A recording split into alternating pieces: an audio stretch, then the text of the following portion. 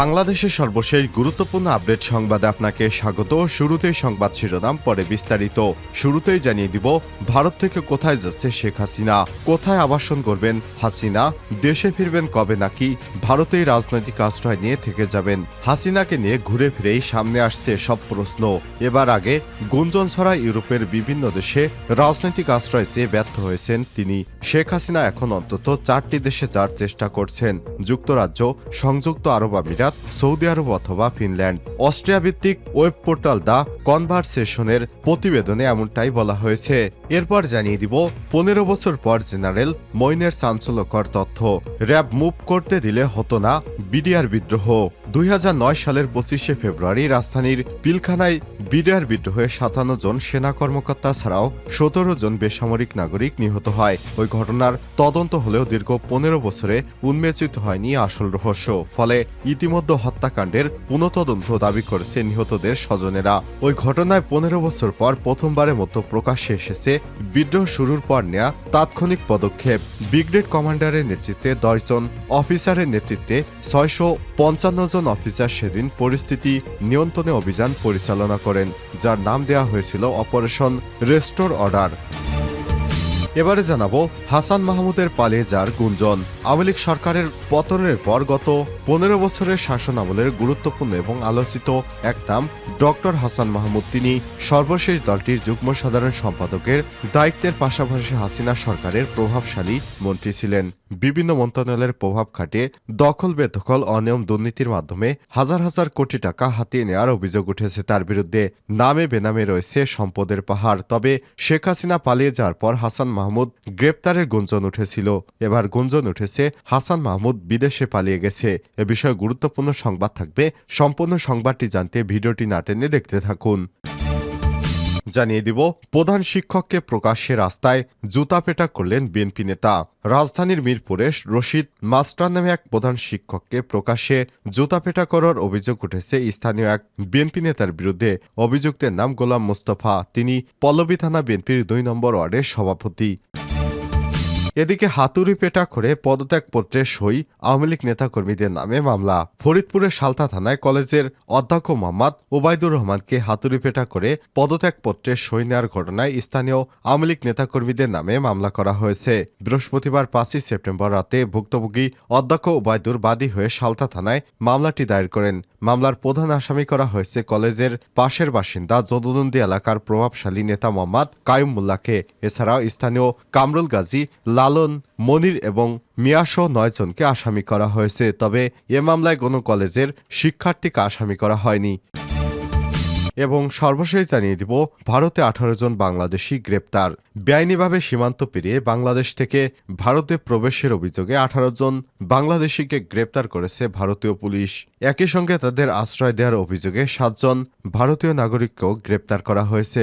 গোপন সূত্রের খবর পেয়ে বৃহস্পতিবার 5ই সেপ্টেম্বর দুপুরে পশ্চিমবঙ্গের নদিয়া জেলার হাঁসখালী থানার পুলিশ তাদের গ্রেপ্তার করে। জানা গেছে, পুলিশের কাছে খবর আসে হাঁসখালী থানার বড় চুপুরিয়া এলাকায় অনেক বাংলাদেশি লুকিয়ে আছেন। পরে অভিযানে নেমে পুলিশ 18 জনকে খুঁজে পায়। এদের মধ্যে 10 জনই নারী। বৃহস্পতিবার গ্রেপ্তারকৃত 18 জন বাংলাদেশি এবং 7 ভারতীয়কে রানাঘাট মহকুমা আদালতে পাঠানো হয়েছে। পরে আদালত 3 জনকে পুলিশ রিমান্ড এবং বাকি 14 দিনের বিচার বিভাগীয় হেফাজতের নির্দেশ দেন। প্রিয় দর্শক, এতক্ষণ শুনছিলেন সংবাদ শিরোনাম, এবারে বিস্তারিত।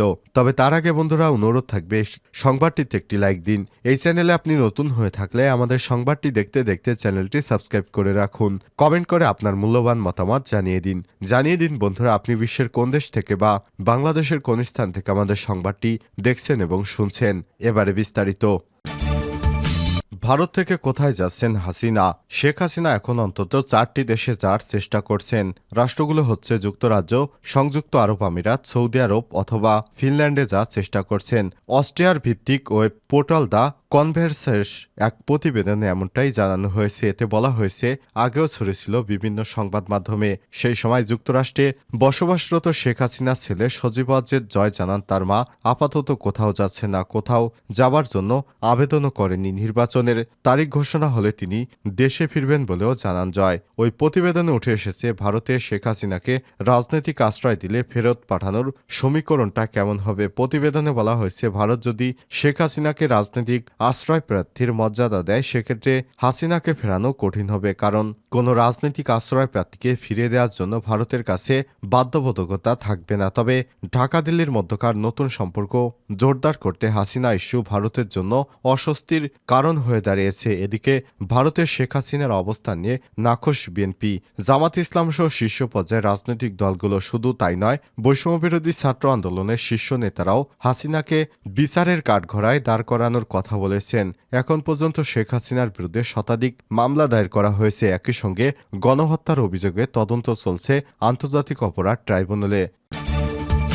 15 বছর পর জেনারেল মঈনের চাঞ্চল্যকর তথ্য, র্যাব মুভ করতে দিলে হতো না বিডিআর বিদ্রোহ।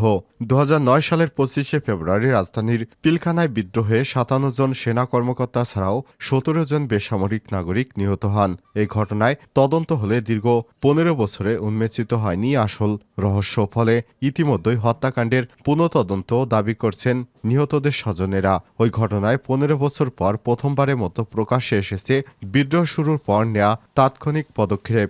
ব্রিগেড কমান্ডারের নেতৃত্বে 10 জন অফিসারের নেতৃত্বে 655 জন অফিসার সেদিন পরিস্থিতি নিয়ন্ত্রণের অভিযান পরিচালনা করেন, যার নাম দেওয়া হয়েছিল অপারেশন রেস্টোর অর্ডার। তৎকালীন সেনাপ্রধান মঈন উদ্দিন আহমেদ বৃহস্পতিবার 5 সেপ্টেম্বর অপারেশন রেস্টোর অর্ডার ও বিডিআর বিদ্রোহ নিয়ে প্রথমবারের মতো মুখ খুলেছেন। নিজের ইউটিউব চ্যানেলে এ নিয়ে একটি ভিডিও প্রকাশ করেছেন তিনি। সেখানে উঠে এসেছে বিডিআর বিদ্রোহ নিয়ে সাবেক প্রধানমন্ত্রী শেখ হাসিনার সঙ্গে ফোন আলাপের বিষয়ও। মঈনুদ্দিন খান আরও বলেন, প্রতিদিনের মতো 2009 সালের 25শে ফেব্রুয়ারি সকাল 7:30টায় সেনাদের কাজ শুরু হয়। ওই দিন সকালে সেনাবাহিনীর পরবর্তী বছরের কিছু সিদ্ধান্ত নিতে একটি গুরুত্বপূর্ণ বৈঠক হওয়ার কথা ছিল। সকালে সেই বৈঠকে যোগ দেওয়ার জন্য প্রস্তুতি নিচ্ছিলেন মঈন আহমেদ খান। ওই সময় জিসিএস লেফটেন্যান্ট জেনারেল সিনহা তাকে এসে বলেন, আমার কাছে কিছু মর্টার আছে যা সেনাবাহিনী ব্যবহার করে না, এর গুদামজাত এবং রক্ষণাবেক্ষণ আমাদের জন্য কঠিন।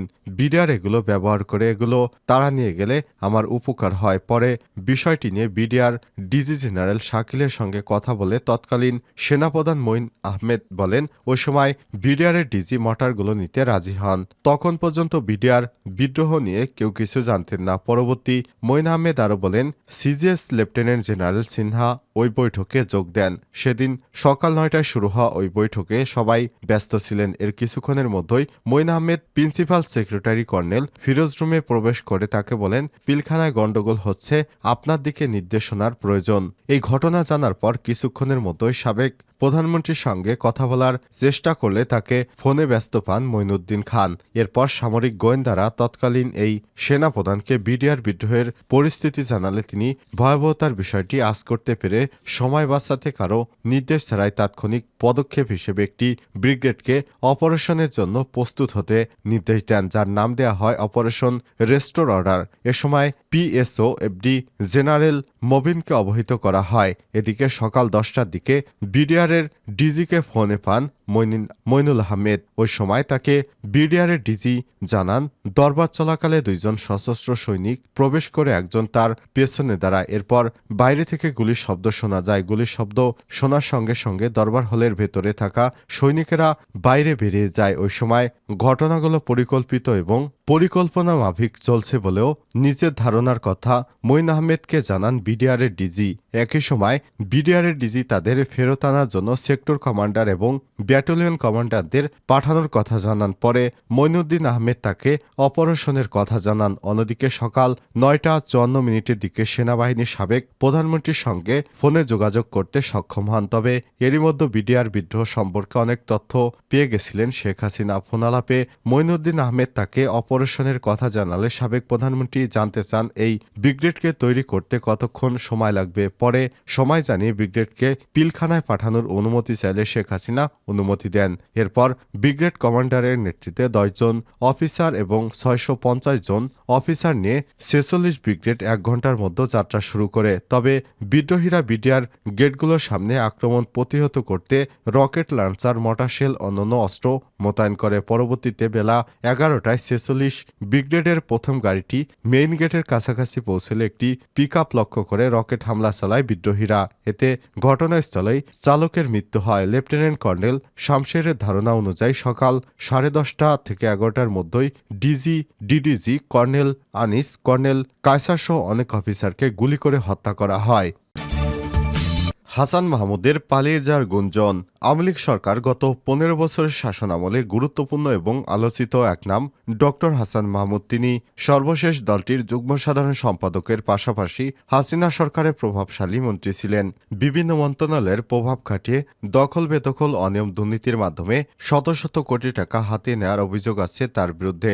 নামে বেনামে রয়েছে সম্পদের পাহাড়। আওয়ামী লীগ সরকার পতনের পর হাসান মাহমুদ এখন কোথায় তা নিয়ে চলছে নানা আলোচনা সমালোচনা। সাবেক এই পররাষ্ট্রমন্ত্রী গ্রেপ্তার হবেন বলে মনে হচ্ছিল। ব্যাংক হিসাব ফ্রিজের পাশাপাশি আদালত সম্প্রতি তার দেশ ত্যাগের নিষেধাজ্ঞা দেয়। তবে এত কিছুর মধ্যে বেড়ে এলো চাঞ্চল্যকর তথ্য। একটি বেসরকারি টেলিভিশনের প্রতিবেদনে উঠে এসেছে ডক্টর হাসান মাহমুদ সপরিবারে বেলজিয়ামে পালিয়ে গেছেন। বেলজিয়াম থেকে তিনি মোবাইল ফোনে কথাবার্তা বলছেন ঢাকা এবং চট্টগ্রামের ঘনিষ্ঠজনদের সঙ্গে।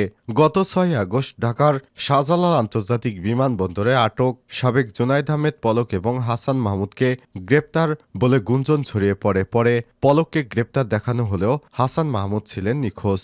গত 14 আগস্ট বিবিসি বাংলার এক প্রতিবেদনে হাসান মাহমুদ ইমিগ্রেশন পুলিশের হাতে আটক হয়েছেন বলে দাবি করা হয়। এতে বলা হয়, পলক আটকের কিছুক্ষণ পর আটক হন সাবেক পররাষ্ট্রমন্ত্রী doctor Hasan Mahmud. Immigration police তাকে আটক করে দেয়। এ দুজনকে সেনাবাহিনীর কাছে হস্তান্তর করা হয় বলে বিমানবন্দর সূত্র বিবিসি বাংলাকে নিশ্চিত করেছিলেন। এদিকে বেসরকারি টেলিভিশন অনুসন্ধান থেকে জানা যায়, হাসান মাহমুদ এখন বেলজিয়ামের লিমবুর্গ প্রদেশের হ্যাসেল্ড সিটিতে তার নিজের বাড়িতে আছেন।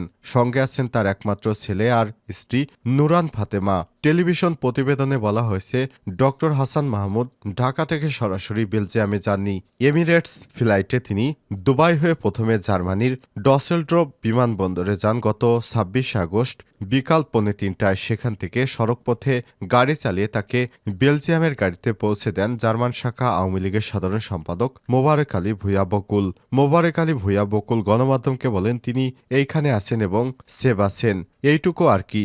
আর পরশুদিন আমাদের বেলজিয়ামে একটা মিটিং ছিল, ওইখানে উনি উপস্থিত থাকতে পারবেন না, সেটি আগেই বলে দিয়েছেন। উনি এখানে কারোর সঙ্গে যোগাযোগ করতেছেন না, কারোর সঙ্গে তার যোগাযোগ নেই। প্রসঙ্গত, হাসান মাহমুদের বিরুদ্ধে ঢাকা চট্টগ্রামে বেশ কয়েকটি হত্যা মামলা দায়ের করা হয়েছে। সরকারি এত নজরদারির পরও তিনি কিভাবে বেলজিয়ামে গেলেন সেটা নিয়ে প্রশ্ন উঠেছে বিভিন্ন মহলে।